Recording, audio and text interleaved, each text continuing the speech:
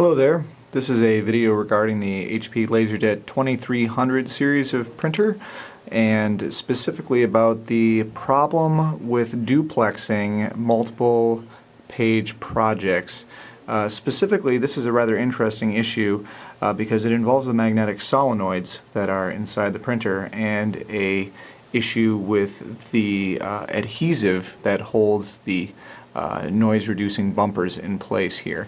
Now, I'm not going to necessarily talk about how to get the printer to this state. There are plenty of guides available online for that, but this is just to talk about how to fix the issue with duplexing and jamming problems. So, what I want to point out here is that this printer is probably at least 5 or 6 years old. I don't know the exact date, and it was brought into us because it was jamming. Basically, these solenoids here help hold the gears in place. Sorry if that's a little bit blurry there. I'll try to back it out a little bit. Anyway, so these gears get held back and forth by these solenoids, which are little magnets down here.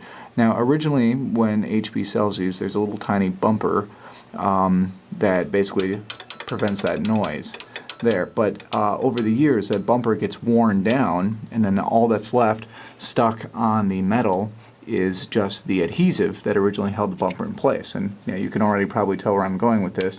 What happens is that the adhesive just causes this little metal armature to stick in place, and then because printers depend on millisecond or less time differences, obviously everything goes downhill from there. So if you watch what happens here, basically when I release this, it should snap back right away, but if it sticks hard, you see how there's a delay when I release my finger from that.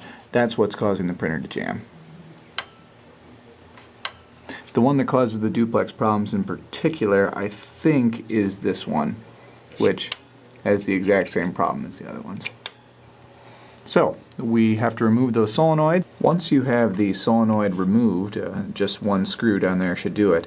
What you can do is remove the spring from the solenoid that holds the armature in place. And yeah, just to try to turn this into the light here, you can already see that there's all kinds of black gunk caked on the top and bottom there. That's the remainder of the bumper. So here's a bumper right there. And there might have been a little bit of one up there at the top as well. So here and here, we need to just get all of that stuff just rubbed completely off. You can replace it with something, maybe wrap some string or some sort of non-adhesive method, but really, for a printer this old, I'm just going to choose to leave it completely uncovered. It might make a little bit more noise, but at least we can be assured that this problem isn't going to happen in the future. So we go find some rubbing alcohol and a tissue and go to work on it. So as you can see here, we've removed all of the adhesive from the armature of the solenoid, and we've also taken it off the body of the solenoid. We can see how clean that is right there. No more of that black adhesive. Now, while I was doing this, I looked online, and it seems that, contrary to what I said previously, what we do want to do is actually take some kind of piece of plastic or some sort of magnetic resisting stuff and just stick it back on the place where the adhesive used to be. The reason for that is that a lot of times people just clean that off like I was planning on doing, and they don't replace it, and then there's a problem with residual magnetism from the solenoid. So it fires, it causes the metal to still be slightly magnetic, and then you have the same jamming and timing issues because, once again, all it takes is a microsecond of delay and then the printer will jam. So what I'm going to do is I'm just going to stick a little piece of tape back onto there, and I probably can't do that while I'm holding the camera, so I'll just demonstrate again when it's back. Now, as you can see, that's what it looks like with my little gray piece of electrical tape stuck on there. Now you can go ahead and put the spring and the screw back into the solenoid and hook it back in. Just be very careful when putting the spring back on there, because I would suggest doing it from this angle here, otherwise that spring is going to try to act like a rubber band and shoot off into far corners of your office, which has already happened to me twice now, so just be careful when hooking that back on. Now, even though it doesn't have to be done, I've also removed the tray 1 and tray 2 solenoids as well to prepare to clean them. Yeah, you can see how much crud is on there. Try to zoom in a little bit. Yeah, that brown patch there, that's what is on all the solenoids, and that's what you need to remove because it gets really sticky with use. It doesn't feel as bad as the duplexer one was.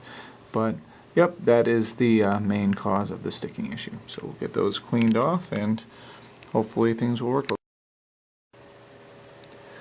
Once you've taken care of the other two solenoids for tray 1 and tray 2, right before you put it back on, go on and give it a try. You should be able to press on the armature really hard and still not have it stick at all. So that should mean that, of course, the adhesive, thanks to the little electrical tape I put on there, it's not going to pose a problem, and we're not going to have any issues with residual magnetism either. By the way, if anybody knows where this part goes to, I think it fell off of the network card box at some point, so I don't think it's anything important, but if you know where it goes, please let me know. Thanks.